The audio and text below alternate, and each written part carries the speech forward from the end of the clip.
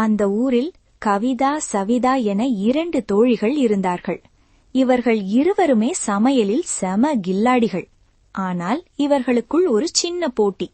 நான் தான் ஊரிலேயே பெஸ்ட் குக் என்று ஒருவருக்கொருவர் சவால் விட்டுக் கொள்வார்கள். ஒரு ஞாயிற்றுக்கிழமை மதியம் வெயில் சுளீர் என்று அடித்துக் கொண்டிருந்தது. கவிதா தன் வீட்டு மொட்டை மாடியில் காரமான மிளகாய் வற்றல்களை காய வைத்திருந்தார்.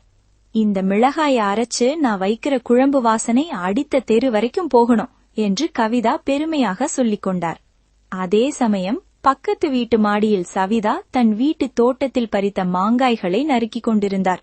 இன்னைக்கு நான் வைக்கிற மாங்காய் பச்சடி இனிப்புல அந்த கவிதா வீட்டு மிளகாய் காரம் காணாம போகணும் என்று மனதிற்குள் நினைத்து கொண்டார். திடீரென்று ஒரு பலத்த காற்று வீசியது. கவிதா காய வைத்திருந்த காய்ந்த மிளகாய்கள் எல்லாம் அப்படியே பறந்து போய் சவிதா நறுக்கி வைத்திருந்த மாங்காய்கள் மேல் விழுந்து சிதறின. சவிதா அதிர்ச்சியில் கத்தினார். அடியே கவிதா, என்ன காரியம் பண்ணி வச்சிருக்க? என் இனிப்பான மாங்காயில உன் காரமான மிளகாயை கொட்டிட்டியே, இப்போ இது பச்சடியா இல்ல ஊறுகாயா? கவிதா சற்றும் சளைக்காமல் பதிலடி கொடுத்தார். ஓஹோ, என் விலை உயர்ந்த மிளகாய் உன் மாங்காய் மேல விழுந்ததுக்கு நீ எனக்கு தான் காசு தரணும். சுண்ணாவே உன் சமையல் சப்புன்னு இருக்கும். இப்பவாவது கொஞ்சம் காரம் ஏறட்டும்னு தான் காத்து அப்படி வீசி இருக்கு. சண்டை முற்றியது. கவிதா ஒரு கரண்டியையும் சவிதா ஒரு மத்தையும் எடுத்துக்கொண்டு தெருவில் வந்து மல்லு கட்ட நின்றார்கள். வாடி பாத்துடலாம், உன் மிளகாயா என் மாங்காயா என்று இருவரும் சண்டையிட ஊரே அங்கே கூடிவிட்டது. அப்போது அங்கு வந்த ஒரு பெரியவர் அவர்களை தடுத்து நிறுத்தினார். ஏன் வீணா சண்டை போடுறீங்க? நீங்க 2 பேருமே சமையலில் பெரிய கில்லாடிகள். நீங்க 2 பேரும் சமைச்சத ஒன்னா கலந்து பாருங்க, அதுல ஒரு புது ருசி கிடைக்கும் என்று யோசனை சொன்னார்.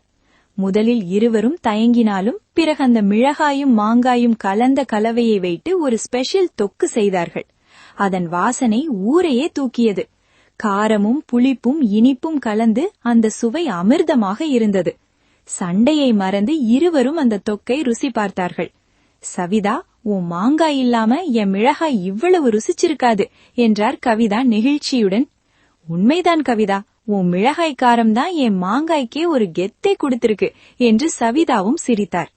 அன்று முதல் இருவரும் சண்டையிடுவதை நிறுத்திவிட்டு இணைந்து ஒரு பிசினஸ் தொடங்கினார்கள்.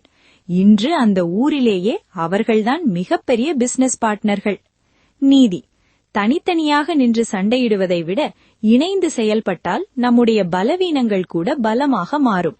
ஒற்றுமையே உயர்வு.